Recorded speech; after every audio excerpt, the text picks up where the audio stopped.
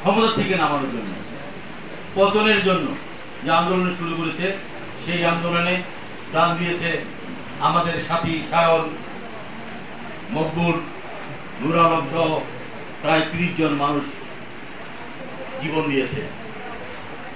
সেই আন্দোলনের ধারাবাহিকতায় যে আন্দোলন শুরু হয়েছে, ছাত্র জনতার আন্দোলনের মধ্য দিয়ে যারা শহীদ হয়েছেন, আমি তাদের প্রতি শ্রদ্ধা জানাই।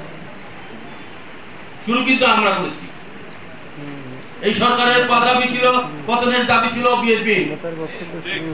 এই সরকারের, এই ফ্যাসিস্ট সরকার, ভারতের দাবিদার সরকারকে ক্ষমতা থেকে নামানোর জন্য দাবি ছিল আমাদের। সেই দাবিকে ছাত্র জনতা ত্বরান্বিত করেছে, এই জন্য তাদের ধন্যবাদ। প্রিয় ভাইরা, নতুন একটি সরকার গঠন হয়েছে।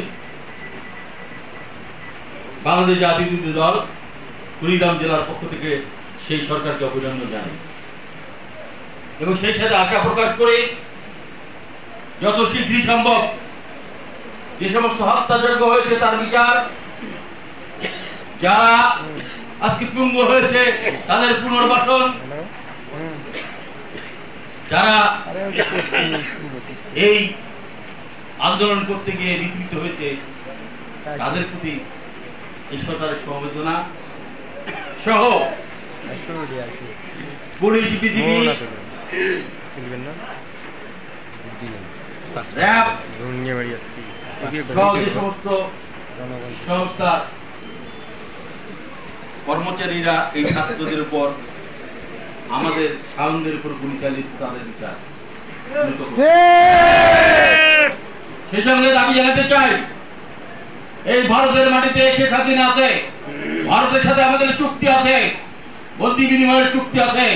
এই সরকারের কাছে দাবি জানাতে চাই, শেখ হাসিনাকে ভারত থেকে ফিরিয়ে এনে এই বাংলাদেশের মাটিতে তার বিচার করা হোক। ভাইরা,